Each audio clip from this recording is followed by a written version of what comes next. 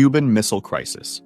For 13 days, the world was at its closest to a nuclear destruction. The United States had placed nuclear-armed missiles in Turkey and Italy, close enough to hit Moscow in minutes. Soviet leader Nikita Khrushchev then secretly launched Operation Anadyr, shipping nuclear missiles to Cuba, hidden under cargo covers. Then, an American U-2 spy plane photographed Soviet missile bases being built in Cuba. When President John F. Kennedy saw the pictures, he called together his top advisors and they debated options. Some generals pushed hard for bombing the sites at once, but Kennedy refused, as he was worried that such an attack would make the Soviets retaliate, even with nuclear weapons. Instead, Kennedy went on television and announced a sort of quarantine of Cuba, a naval blockade to stop more missiles from arriving. The U.S. military was raised to DEFCON 3, one of its highest alert levels. Then, the standoff escalated quickly. Soviet ships went toward the blockade, and Khrushchev sent one message offering to remove the missiles if the U.S. promised not to invade Cuba, and then another demanding that America also pull its missiles out of Turkey. Meanwhile, Fidel Castro, convinced the U.S. was about to invade, urged Moscow to consider launching a nuclear strike first. The most dangerous day came on October 27th, later called Black Saturday. A U.S. U-2 was shot down over Cuba by a Soviet surface-to-air missile, killing Major Rudolf Anderson, the only combat fatality of the crisis. At the same time in the Atlantic, U.S. destroyers dropped depth charges near Soviet submarine B-59, not knowing it carried a nuclear torpedo. The captain prepared to fire the nuke, but one man, Officer Vasily Arkhipov, refused to give his consent. That same day, another U-2 accidentally strayed over Soviet airspace in Siberia. Soviet fighters scrambled, and the U.S. responded with nuclear-armed interceptors to protect and guide the U-2 back into U.S. territory. Understanding the seriousness of the situation, that night, Robert Kennedy met secretly with Soviet Ambassador Anatoly Dobrynin, and a deal was made. The U.S. would pledge not to invade Cuba and quietly agree to remove its missiles from Turkey and Italy. In return, the Soviets would withdraw their missiles from Cuba. The next day, Khrushchev announced on Radio Moscow that the Soviet missiles would be dismantled, and weeks later, after U.S. reconnaissance confirmed their removal, Kennedy lifted the blockade. Later revelations showed that over 160 nuclear warheads were already in Cuba, including ones that local Soviet commanders had authority to use if attacked. After all of this, a direct hotline between Washington and Moscow was set up so leaders could talk instantly in a crisis. Castro felt betrayed by Moscow, excluded from decisions over his own country, and Che Guevara later said that if Cuba had controlled the missiles, he would have launched them no matter the cost.